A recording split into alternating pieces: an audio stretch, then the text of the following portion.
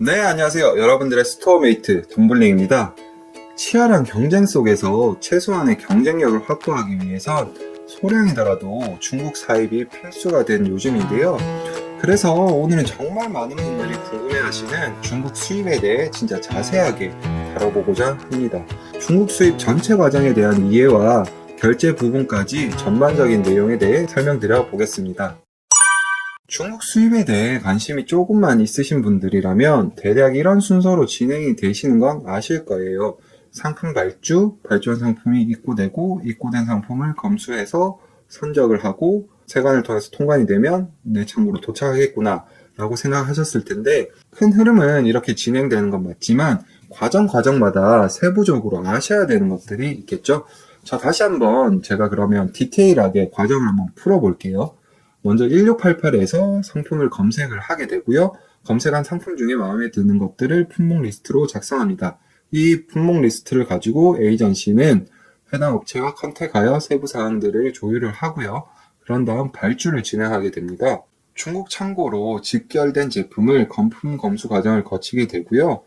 그게 완료되면 컨테이너에 적재가 돼서 이제 배에 실려서 세관을 통해서 한국으로 수입이 되는데요. 이런 과정 속에서 우리가 어떤 일을 어디까지 해야 되는지 조금 헷갈리실 것 같아서 부연 설명을 조금 드리자면, 화주인 우리가 해야 되는 부분은 딱 여기까지입니다. 그 이후에는 여기서부터 여기까지는 에이전시가, 그리고 여기서부터 여기까지는 포워딩 업체에서 진행을 하고요.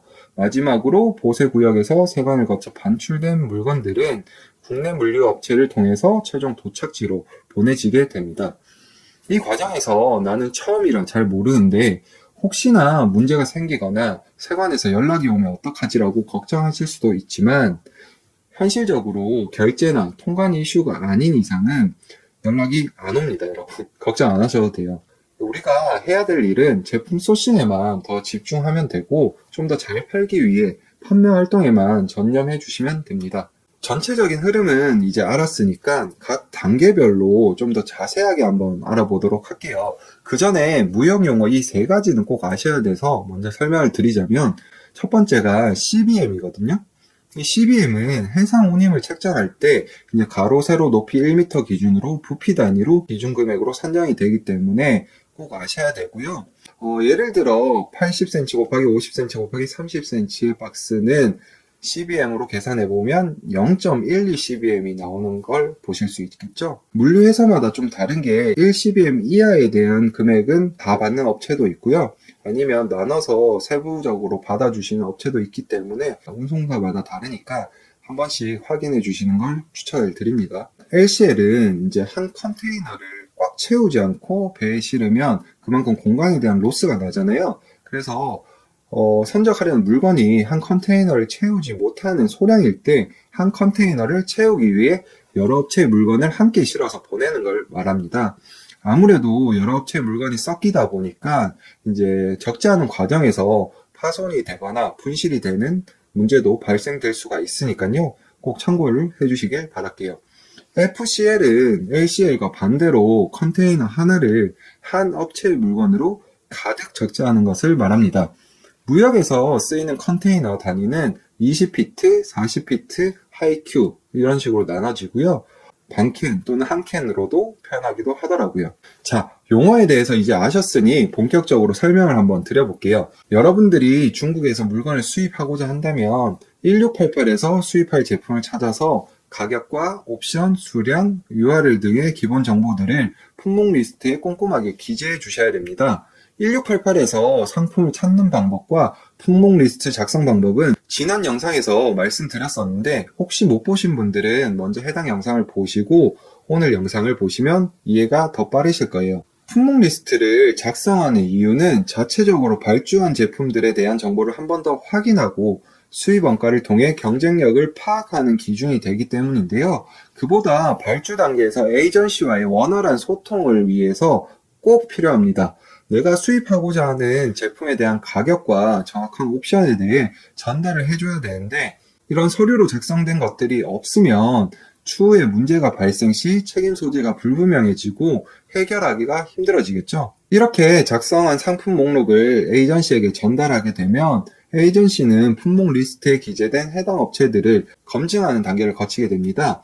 일단 가격이 최저가인지를 확인하고 해당 업체가 제조 공장인지 리셀러인지 확인합니다. 가격만 저렴하면 되지 굳이 그런 부분까지 확인해야 되나라고 생각하실 수도 있겠지만, 수입 후 해당 제품이 판매가 잘 된다고 하면 지속적으로 공급이 가능한지를 판단하기 위해 꼭 해야 되는 과정입니다. 힘들게 수입해서 잘 팔고 있는데 갑자기 재고 수급이 끊기게 되면 안 되잖아요. 여기까지 기본적인 사항에 대해 검증이 끝나면 발주를 위해 최종 가격과 납기일, 포장 상태, CBM 등의 정보를 확인하고 전달해 줍니다.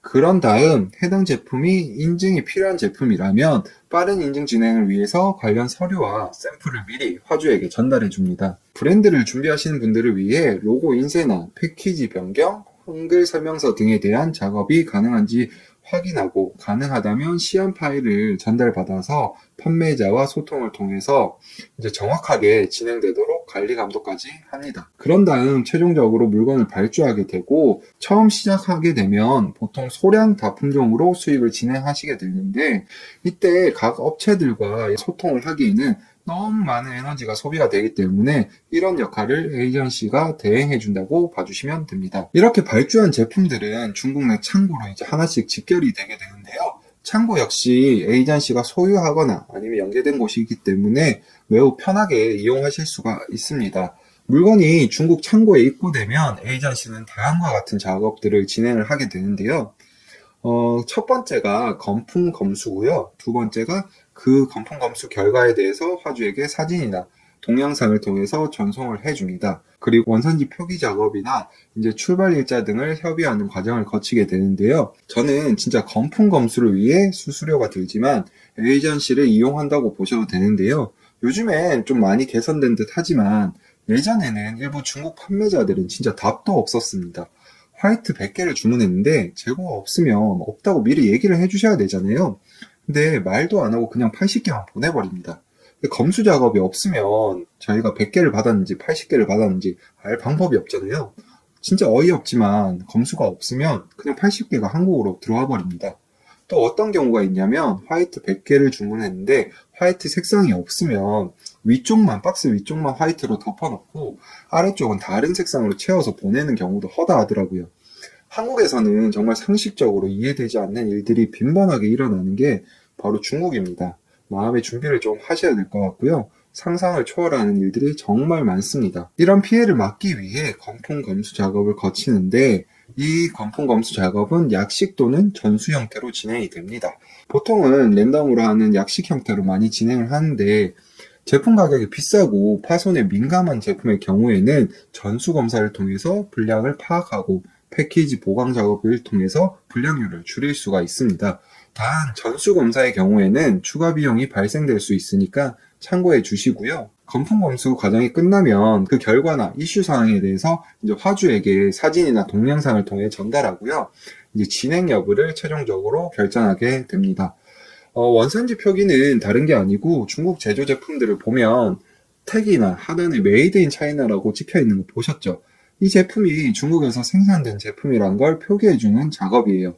패브릭이나 원목 또는 작은 액세서리 등에는 없는 게 대부분이라 별도의 표기 작업을 대행해주기도 합니다. 판매자 측에서 해주는 경우도 있지만 추가 비용을 요구하는 경우가 많고요. 대부분 제조가 아니라면 기존 현물 재고를 보내오는 경우가 대부분이기 때문에 이제 이런 검품 검수 작업을 하면서 원산지 표기 작업을 진행하는 게 일반적입니다.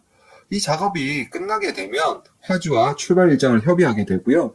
통상 중국에서 출발해서 인천 도착까지는 2에서 3일 정도 소요된다고 보시면 되고요. 출발 지역에 따라서 이게 변동될 수 있기 때문에 참고해 주시면 좋을 것 같습니다. 처음 사입을 진행하시는 분들은 대부분 아까 말씀드렸던 LCL로 진행되기 때문에 그 기준으로 말씀드리자면 선적일에 맞춰 에이전시는 화주의 물량에 따라 컨테이너의 공간을 미리 확보해 놓습니다. LCL의 경우 여러 사람들의 물건을 함께 적재하여 한 컨을 짜기 때문에 해양 물류 쪽에 미리 컨테이너 공간을 요청을 하는 거죠. 적재하기 전까지 패키지 보강이나 마킹 작업을 진행하게 되고요. 마킹 작업은 여러 업체의 물건이 한 컨테이너에 적재되다 보니 타 업체의 물건과 섞이는 경우를 방지하기 위해 박스에 별도 표기하는 작업으로 생각하시면 돼요. 그 후에 정해진 일자에 컨테이너가 창고로 오면 적재를 진행하게 됩니다. 마킹 작업 후 통관 목록 리스트를 화주에게 전달해 주는데 전체 박스 수량 및 금액, CBM 정보가 기재되어 있고 제품별 마킹 번호가 부여되어 있기 때문에 한국 창고에 물건이 도착한 후에 마킹 번호를 대조해 가면서 입고 확인 여부를 확인해 주시면 됩니다. 여기까지가 에이전시의 역할이었다면 이제는 포워딩 해상 운송사의 역할인데요. 내 물건이 적재된 컨테이너를 이제 한국으로 보내기 위해서 해상 운송이 가능한 지역으로 이동하게 되는데요. 저는 보통 이유란 곳에서 물건을 보내기 때문에 이유에서 연태란 지역으로 중국 내륙 운송을 통해서 컨테이너를 끌어올리게 되는 거죠. 연태항에 도착한 컨테이너는 이제 배에 실려서 인천항으로 들어오게 되는 과정을 거치게 됩니다. 이때 기간은 중국 내륙 운송 1일, 해상 운송 1일 정도 소요된다고 보시면 됩니다. 인천항에 도착한 컨테이너는 세관을 통해 통관이 진행이 되는데요. 통관은 그날 입항되는 배의 양에 따라서 하루 만에 되거나 다음 날로 밀리는 경우도 있습니다. 세관에서 검사 여부는 랜덤으로 진행하기 때문에 크게 신경 쓰지 않으셔도 되세요. 만약 검사에 걸리게 되더라도 보통 하루에 2번 오전, 오후 검사로 진행이 되기 때문에 제품에 문제만 없다면 그리 오래 걸리지 않고 통관이 되실 거예요. 이렇게 통관이 되면 이제 여러분의 창고로 이동하기 위해서 국내 운송사에서 배차를 진행하게 됩니다. 지방의 경우에는 정말 급한 건 외에는 상차 후에 2일 오전에 보통 도착하게 되고요. 서울 경기권의 경우에는 당착으로 진행이 대부분 된다고 보시면 돼요. 만약 물건량이 많지 않거나 파손 우려가 적은 제품들은 택배나 킥으로도 진행이 가능하니까 상황에 맞게 포워딩 업체와 연락해서 선택 이용해 주시면 되세요. 중국 수입 과정에서 이제 결제를 해야 되는데 언제 어떻게 해야 되는지 이게 궁금하실 것 같아서 추가로 저희가 한번 설명을 해드릴게요. 중국 사입 과정에서 총 3번의 결제를 해주셔야 되는데요.